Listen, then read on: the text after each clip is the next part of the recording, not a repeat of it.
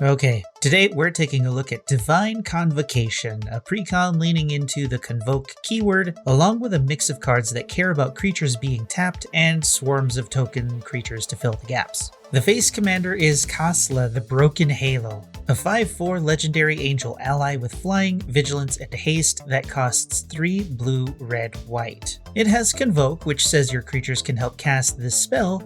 Each creature you tap while casting this spell pays for 1 or 1 mana of that creature's color. It also says whenever you cast another spell that has Convoke, scry 2, then draw a card. Including the new cards, there are 17 cards with Convoke in the deck, and according to Scryfall, there are 25 cards in these colors in total, leaving a total of 8 cards that could be added to the deck.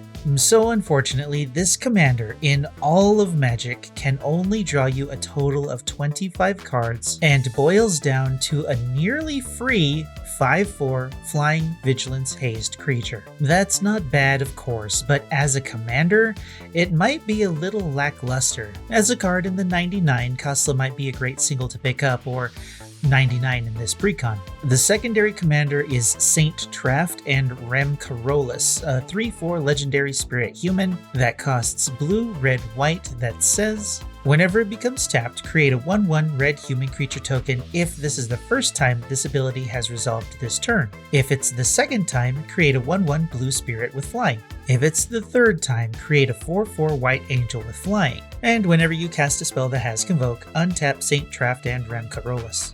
Being able to tap and untap this guy is what will make or break the deck that it leads.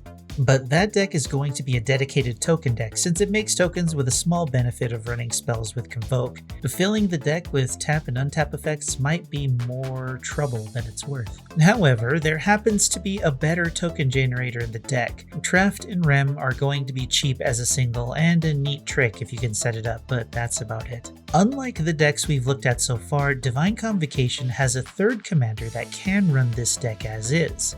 Kaikar, Wind's Fury, is a 3/3 legendary bird wizard with flying that costs 1 blue, red, white. It says whenever you cast a non-creature spell, create a 1/1 white spirit creature token with flying. Then it says sacrifice a spirit to add 1 red mana. Kaikar creates token creatures whenever you cast a spell, giving you a more reliable source of creatures for the varied strategies that are found in this precon. This precon deck is full of weird choices that I can't really see how they work together just by looking at the deck list. And playing it might make things more clear, but right now, my opinion is that a Kaikar deck would look very different from what this precon is doing, and using Kaikar to run this deck would still be more difficult to churn out a win than a slightly more tuned Kaikar deck. The rest of the new cards in the precon are Mist Meadow Vanisher, a 3/2 Kithkin wizard for 2 hybrid white-blue that says whenever it becomes tapped, exile up to 1 target non-land, non-token permanent. Return that card to the battlefield under its owner's control at the beginning of the next end step. Now obviously this card is going to find a home in a lot of decks in white and blue that want to be flickering permanents. And once again, I don't use this strategy myself, so I don't know the standard cards that fill out that kind of deck. But whatever that deck looks like, this is a single that needs to be in it. If it's in any other deck, it's not a bad effect to have if you want to double up on some ETB effects or get rid of an opponent's permanent temporarily. Probably won't be that expensive, I don't think. Wildfire Awakener is a 3/2 human wizard with Convoke that costs X 1 red white. It says when it ETBs, create X 1/1 red elemental creature tokens with whenever this creature becomes tapped, it deals 1 damage to target player. Now correct me if I'm wrong, but if you have 6 creatures on the field, you can declare X as 6, then pay the 1 red and white in mana, then tap your 6 creatures to finish paying for the spell to get 6 elementals on the field. Let me know in the comments if that's right. It's still not particularly powerful, but creating a crap ton of goblin fireslingers could turn out to be a pretty interesting play. Editor Coconut here, I actually didn't realize that these creatures didn't tap on their own. This makes them more like Vicious Conquistador or a Pulse Tracker, but worse, because it only hits a target player instead of all of them. So this card is actually worse than I thought, especially if you have ways to untap them all with something like Intruder Alarm. But since the creatures don't have haste, their usability drops a bit. So this as a single won't find a high price, but it'll definitely be an interesting card to play with. Nesting Dovehawk is a 2/2 with flying for 3 and a white that says at the beginning of combat on your turn, populate. Whenever a creature token enters the battlefield under your control, put a 1/1 counter on Nesting Dovehawk. Now this thing is really interesting. You can get a free token at the beginning of combat, provided you have a token out already, making it a 3/3 and the combat that it can't attack.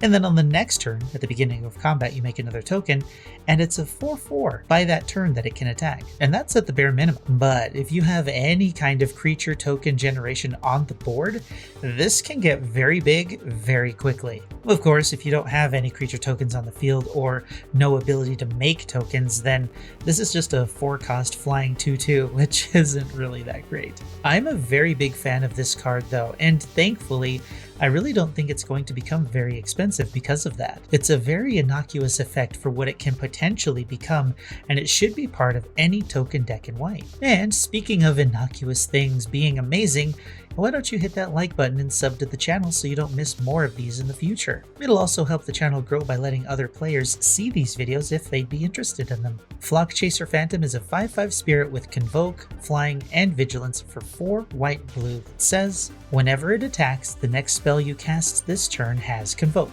Okay, so yes, this is a beefy attacker and blocker in the air. And if it manages to attack, your next spell will have Convoke, allowing you to have access to a bigger spell than you might have normally. But I'm not confident that this is enough to make this card have a high price tag. So as a single for spirit decks that like to make tokens, this is going to be a fine addition. It's going to be great. Aside from that, even for this precon, I don't think that this card is particularly beneficial and can easily be exchanged for something else with more benefit to your spells or creatures. Wand of the World Soul, however, is a completely different story. It's an artifact for 2 and a white that enters the battlefield tapped. First, you can tap it to add white. Second, you can tap it to give the next spell you cast Convoke. Even though you need to wait for your next turn for both this and Flock Chaser Phantom, Wand of the World Soul has the benefit of being able to be activated at instant speed regardless of the turn. On top of having a low cost to get out and being a mana rock on top of it, this is an excellent piece to pick up if you like casting spells at a discount. Yes, you need creatures on the field to get that discount, but that really shouldn't be a problem. And while this can go in any deck in white, it'll probably be more of a personal choice to include rather than a staple. And because of that, it might not be that expensive, but this one's unusual, and I'm not really sure what to make of it. Deluxe Dragster is a 4/3 vehicle with a crew cost of 2 for 4 and a blue that says it can't be blocked except by vehicle creatures. Whenever it deals combat damage to a player, you may cast target instant or sorcery card from that player's graveyard without paying its mana cost. If that spell would be put into a graveyard, exile it instead. Any vehicle with blue will enjoy this card, and since vehicles aren't really all that expensive as a tribe yet, it still might be a decent pickup, because even if you can't cast any spells from an opponent's graveyard, you're still swinging with a 4-power unblockable creature. Well, unblockable depending on how popular vehicles are among your opponents. Because of its usability and evasiveness, this might be a few bucks, but it won't be as expensive as some of the more expensive vehicles that are available right now. Last, of course, are the Plane Chase cards.